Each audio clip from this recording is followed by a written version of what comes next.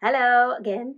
This is one of our other projects from Fabazine number 7, and this is the little gift bags. Now these are super cute. They're reversible as well. I've got a little bobbin in here just to keep it kind of held out, but they're completely reversible as well, and a great idea for reusable and kind of recyclable wrapping as well. So these are also, or can be, a no-sew project. So you can create these without any sewing at all. So I'll tell you what, we don't even need to head over to the sewing machine. Let's head over to the iron and get cracking.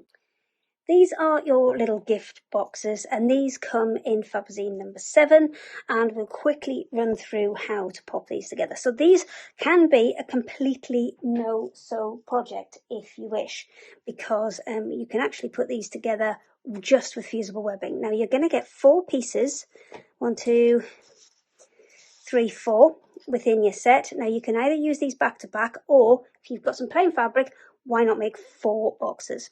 So let me just get rid of a couple of these because we're just going to make one for the video. And you can see I've made a little bit of a start in that I've ironed onto the back of here that fusible webbing.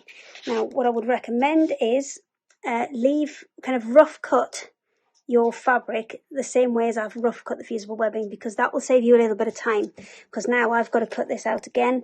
And also when you use your fusible webbing, make sure you've got a grease proof sheet or a non-stick sheet to make sure that you don't stick a load of the excess glue onto your ironing board.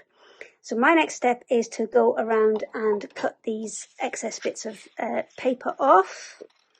And once we've done that, we can go ahead and glue the other side on. It's really, really straightforward. Now, if you wanted to sew this, you absolutely could. I would recommend perhaps putting something like a lightweight felt or some of our super slim batting in between, if that's if you're wanting to make it kind of a little bit more luxurious. But these are obviously reusable, re-giftable packaging as well, so it's going to make any present that you give look beautiful, but it's also going to give the person you give that to the opportunity to re-gift that packaging, helping with the kind of waste from paper gift packaging and plastic gift packaging as well.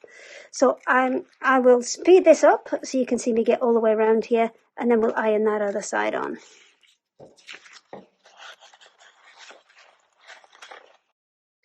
This one's all cut out now, as you can see, and the next step is to take that backing off. Now, I would definitely recommend making sure that the fusible webbing is completely cool before taking this off.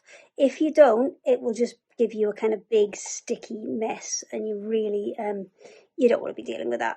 So once you've pulled that off, you want to line up your other piece on the top. Now, if this isn't an exact fit, what I would recommend you do is iron one side, and then that's got a little bit of a grip, so then you can kind of pull and manipulate them as you go. And again, do this with a non-stick sheet or something that's like greaseproof paper over the top and underneath, just so any of the glue doesn't spread and get onto your ironing board. So I'll glue this together using the iron there, and then the last bit we've got to do is come back and have a look at these slots to create the fixings to join the box together. And that's all been set with the iron, and those 2 pieces are held together. Now, while it's still warm, not hot, because it will come off the iron red hot, it is worth just folding over and giving a quick press to all of these edges where the 4 kind of sides join the base, because you want these to fold over nicely and crisply, and it's definitely worth just giving them a quick press while everything's still warm, as this will hold its shape better. You can go back over them with the iron if you wish, but usually just when it's still warm, that's the best time to do it. So your box is actually reversible, so you can have it either way out. Actually, we've got a blue one, let's have a yellow one. So while this has still got a little bit of heat in it, let's just press that back the other way, because we've got a blue sample, so let's make a yellow one. There you go, and this side. There you go, and the last one. Okay, all done. So the last step is how we make this close. So it's intended to go up like that, and then these 2 sides meet. But what you want to do is you want to actually get these two to meet first, and then the slots that you've got printed on your panel, you want to cut those out so they slot through. So if you're using the no-sew method, then all you need to do is cut those white pieces out, those white rectangles that are within the design. You just need to snip those away.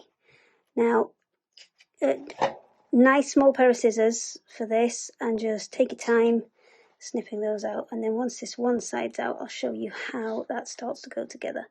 And it is worth checking front and back, because sometimes the fabric can just move along ever so slightly with the glue, and it is worth checking that you get all of those white bits off. Now, if you're doing this as a sewn project, you could make those into buttonholes if you wish to make them more sturdy.